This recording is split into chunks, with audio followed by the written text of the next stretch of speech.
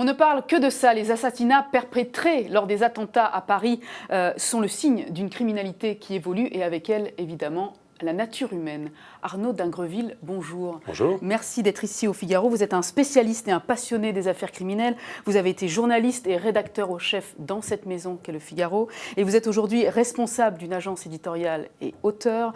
Et vous vous êtes interrogé à ce titre avec notre confrère de BFM TV, Dominique Rizet, sur l'évolution et l'histoire du crime dans ce beau livre Chronique du crime que voici. Dans le cas des attentats de Paris qui se sont produits le 13 novembre dernier, est-ce qu'on peut parler d'un crime d'un nouveau genre ? Oui, alors bon, nous n'avons pas pu malheureusement parler de ce crime-là, parce que notre livre a été achevé avant, il est en diffusion maintenant, et malheureusement les délais auraient été trop courts pour qu'on puisse traiter de ce fait extraordinairement violent et épouvantable.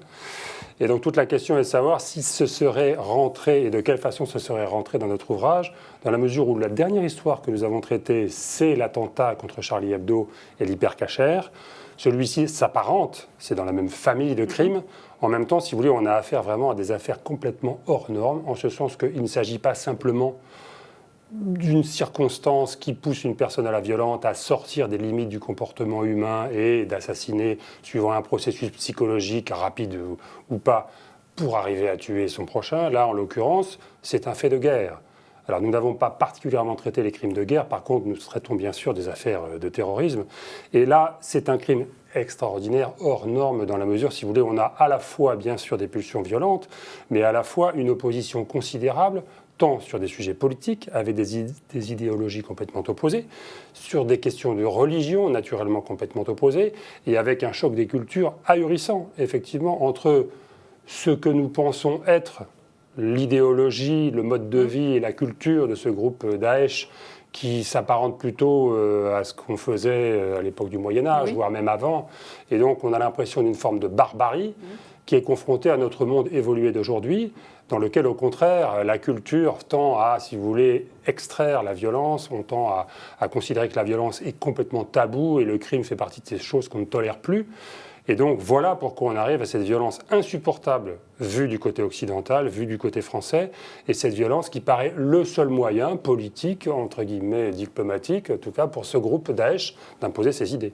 Alors, je citais en introduction la nature humaine, l'histoire du crime, et on le voit à travers votre livre, c'est aussi l'histoire de l'homme. Ah oui.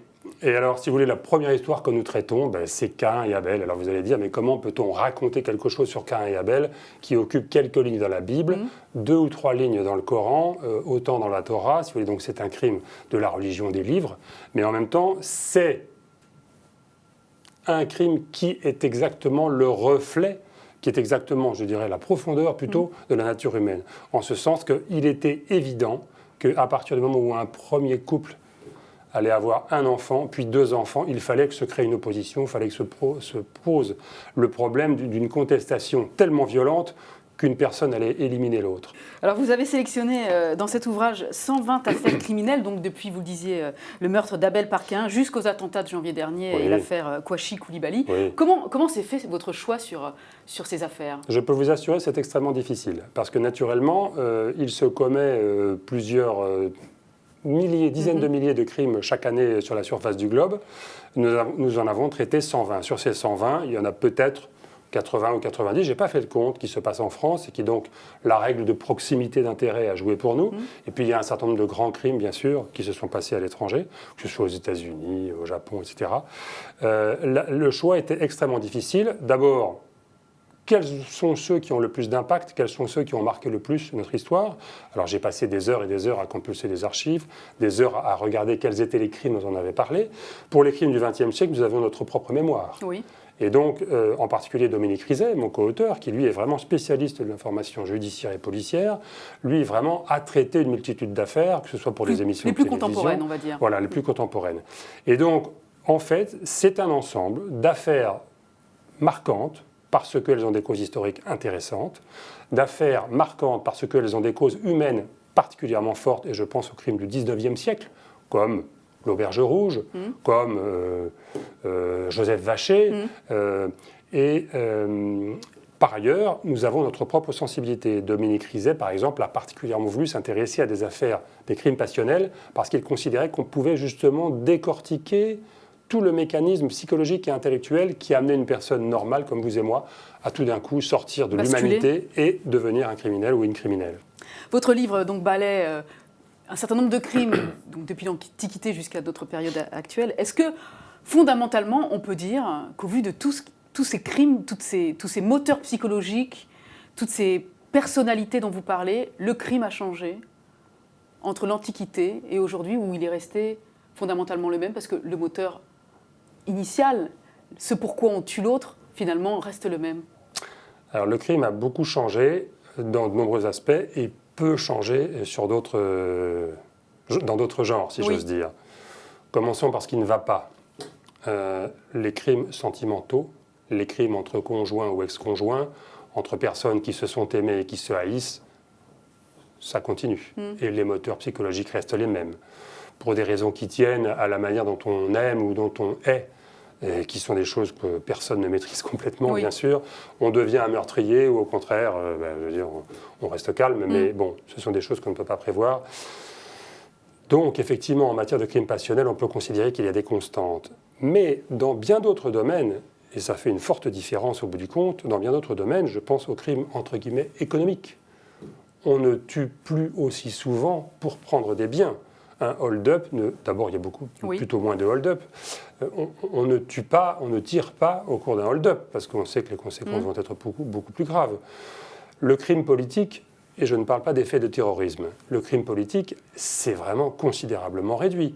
Au début du siècle, quand un homme politique disait quelque chose d'un peu spécial, on n'hésitait pas à faire couler le sang, on sortait les couteaux, il y avait des bagarres, des batailles arrangées, etc. Aujourd'hui, lorsqu'un homme politique sort un propos un peu spécial, ça fait beaucoup de buzz, on en parle beaucoup ici au Figaro.fr, mais voilà, ça ne fait pas forcément des crimes. Donc, statistiquement, le crime a considérablement baissé. Ça veut dire que l'impression qu'on peut avoir que la société est beaucoup plus violente qu'avant, qu'on tue beaucoup plus, c'est un sentiment qui est faux? Alors, tout à fait. La société est plus violente qu'avant parce qu'il y a davantage d'agressions, et d'agressions violentes. Pour voler, pour arracher un sac à main, pour arracher un collier sur le cou d'une femme, on n'hésite pas à être violent, à faire tomber les gens, et ça peut avoir des conséquences terribles. Mais l'homicide est en forte réduction. Songez par exemple qu'entre 1850 et 1950, le nombre de crimes s'est divisé par 5. Songez par exemple qu'entre la fin du XXe siècle, les années 80 on va dire, et aujourd'hui, on dit qu'à Marseille, c'est un contexte hyper violent, que les crimes se répètent à tous les coins de rue. Il y en a quand même 2,5 fois moins en 20 ans. Oui, c'est quand même très significatif. Songez que, statistiques plus anciennes, en Angleterre, on a commencé à tenir des statistiques de la criminalité à partir du XIIIe siècle. On établissait qu'il y avait 20 crimes pour 100 000 habitants au XIIIe siècle. De nos jours, en Grande-Bretagne, en France et dans l'ensemble des pays d'Europe en général, on n'est plus à 20 crimes pour 100 000 habitants par an, on est à 1, voire moins de 1 crime pour 100 000 habitants par an. Voilà. Donc effectivement, l'homicide est vraiment en forte baisse. Et ce qui est curieux, c'est que dans le même temps, on a l'impression qu'il n'y a jamais, c'est pas une impression d'ailleurs, c'est une certitude, il n'y a jamais eu autant de romans policiers, il n'y a jamais eu autant de feuilletons avec des histoires policières à la télévision, il n'y a jamais eu autant d'émissions sur les crimes et sur les faits divers à la télévision.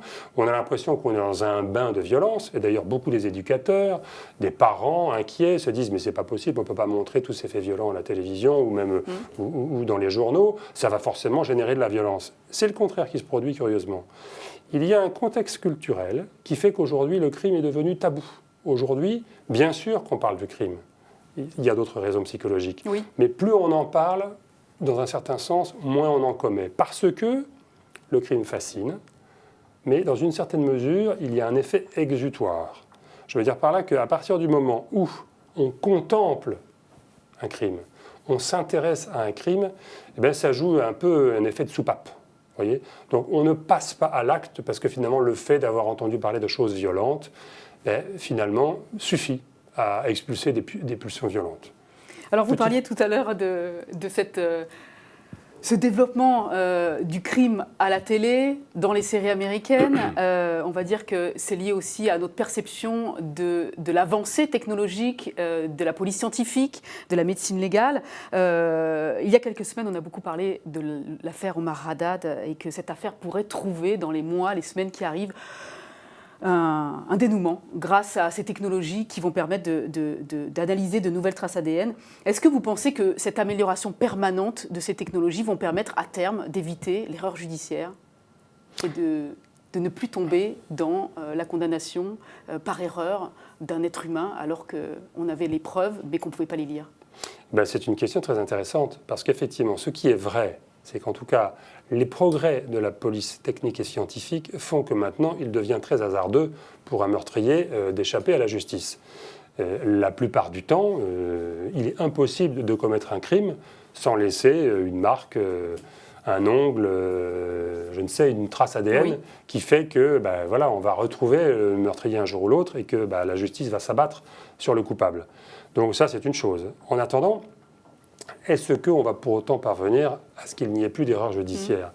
J'aurais tendance à dire non, parce qu'il y a un facteur humain qui demeure. Je veux dire par là qu'on pourra convaincre, dans certains cas, que la personne qui semblait vraiment trop désignée, parce que trop proche de la victime et un peu violente et un peu agressive, était l'idéal coupable. Et puis on va dire, non, finalement, on a des affaires comme ça. On parle de l'affaire Marc Machin. Dans notre livre, vous savez, Marc Machin qui a été accusé de 2 meurtres qu'il n'avait pas commis, même si c'était un garçon qui, effectivement, s'était montré de temps en temps pas toujours réglo. Bon, Marc Machin a été disculpé. Voilà, l'ADN a joué. Bon. Donc, de nos jours, on peut considérer qu'on va rendre une justice plus sûre. Mais en attendant, il n'y aura pas d'expertise scientifique dans tous les domaines. Il restera des crimes dans lesquels il n'y a pas d'analyse ADN. Et donc, on est toujours avec un facteur humain dans la mesure où on sait que les meurtriers sont jugés par des cours d'assises, que ces cours d'assises sont composés de juges professionnels au nombre de 3, plus des jurés, et que ces 12 personnes jugent sur leur intime conviction. Et leur intime conviction, c'est un facteur humain extrêmement intéressant, mais quand même susceptible de petites erreurs. Donc je ne crois pas, malheureusement, qu'il n'y ait plus jamais d'erreur judiciaire, et je le déplore. Merci beaucoup Arnaud d'Ingreville pour votre entretien avec nous au Figaro aujourd'hui. Je recommande aux internautes donc la lecture de votre ouvrage « Chronique du crime », écrit à 4 mains avec Dominique Rizet. J'imagine que ce sera un beau cadeau au pied du sapin pour beaucoup de passionnés comme vous. Il est publié chez Chronique Édition. Voilà, ce n'est pas que de quoi frémir, c'est aussi de quoi se cultiver et de quoi comprendre les moteurs psychologiques humains. Tout à fait. Merci beaucoup Arnaud d'Ingreville. Merci.